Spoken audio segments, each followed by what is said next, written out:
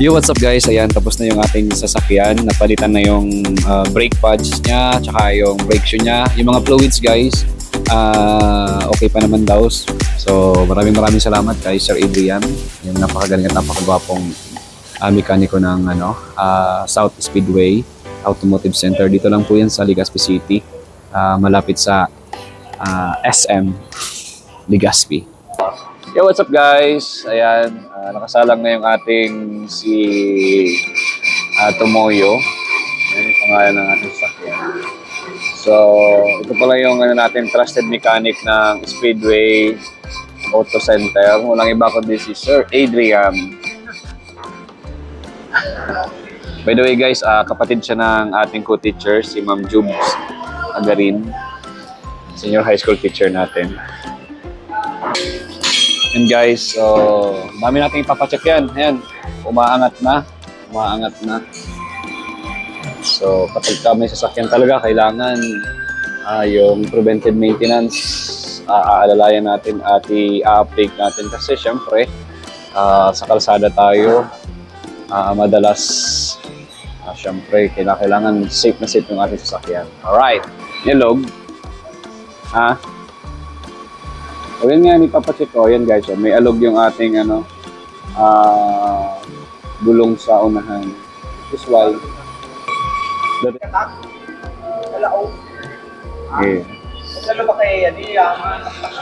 Ayo. Pero ang ano niya, ang wheel bearing, di man? Wheel bearing kaya ito yan. Pakaskas ka na, ugong yan. Naugong yan? O di ba man? Ayan guys, so digde, rack and pinion. So i-order natin guys yung rack and pinion guys. So rack and pinion guys, yung problema ng ating sasakyan.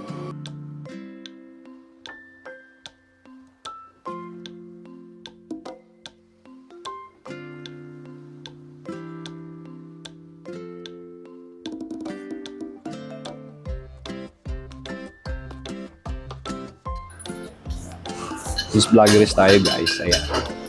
So papacheck natin yung brake shoe niya, kung manipis na, or palitan na, or pwede pa mag-stay for how many months. So nakikita natin yan guys later, pag nabuksan na yan ni Sir Adri.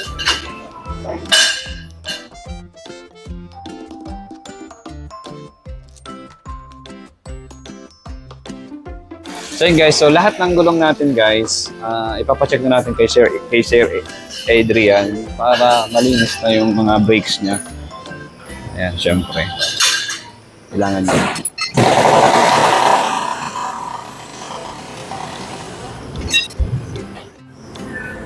Ayan, so tanggal na yung gulong. So sa lahat ng brake natin, papaano natin,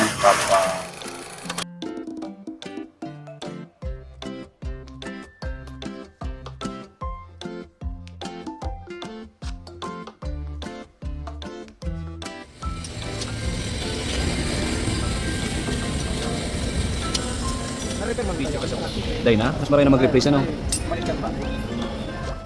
Wala na, bakal na kayan. Ika pa ba kaya nagpalit? Yeah. 1 year, may give. Guys, brake shoe, brake pad, papalitan natin. Alright! Gastos na naman. Plus rack and pinion na 15 mil. Yan ang perks na may sasakyan. So yun guys, magpapalit tayo ng set ng ng brake pad. Check natin, yan, super nipis na niya. So napaka-importante ng brake. Yan, preno. Siyempre lalo na pagka malalayo yung ating binabiyahe. Yan, napaka-nipis na oh. So, umabot naman siya ng 1.5 taon. Araw-araw ba naman kasing gamit yung sasakyan natin. Yan guys oh. Napakanipis na rin ng ating brake shoe oh, sa hulihan. Natanggal niya ni Sir Adri para makuha niya at madala natin yung sample sa bibilhan natin para hindi na tayo mahirapan pa maghanap or maghintay pa ng order online. So look guys, ayan oh, brake shoe. Napakanipis na rin. So So, papalitan na rin natin ito. Maghahanap tayo dyan sa Legazpi. Nabibili. So, mga 3.5 dito to 4,000 plus brake pad na 2.5. Wow! Sarap. Sarap buhay. Gastos.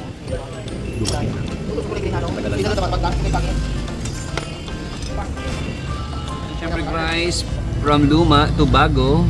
Ayan, medyo makapal na yan. So, mahaba-habang biyahe na naman ang pagsasamahan natin yan. Guys, ayun. Kabila naman. Kabila naman, kabila. Tanggal, matanggal. So yun guys, dito tayo sa loob ng tricycle kasi meron pa tayong isang piyesang bibilhin na kailangan doon sa ating sasakyan. So, since wala tayong sasakyan, kailangan natin sumakay ng tricycle papunta doon sa mga automotive shops. Pwede nating bilhan ng piyesa. Guys, ayan, tapos na yung ating sasakyan. Napalitan na yung brake pads niya, tsaka yung brake shoe niya. Yung mga fluids guys, okay pa naman daw according sa ating mechanic. And yung mga, ay yung ano niya, tawag dito yung coolant, lahat, fluids, oil, okay pa naman. So thanks for that. And right now, hindi na natin nakita kung paano ibinalik yung ano, yung mga goma niya kanina kasi lumabas tayo para bumili ng isang pyesa yung ano, yung rubber damper. So yun na lang guys yung ikakabit natin yung rubber damper. Ito para sa spring coil, spring coil shock niya para kahit madami yung karga natin sa likod or marami yung sakay natin sa likod, hindi siya bumaba. Ano po? So maraming salamat kay Sir Adrian, yung napakagaling at napakagwapong mekaniko ng South Speedway Automotive Center. Dito lang po yan sa Legazpi City, malapit sa SM Legazpi. So paano ba guys, hanggang sa muli, don't forget to follow, like, comment, and subscribe to our YouTube channel, ang Mark Potter Vlog. Syempre, huwag kalimutan i-share din at i-follow yung ating Facebook page, Teacher Mark, and yung ating personal Facebook account, Mark Anthony Potter. Hanggang sa muli, maraming salamat.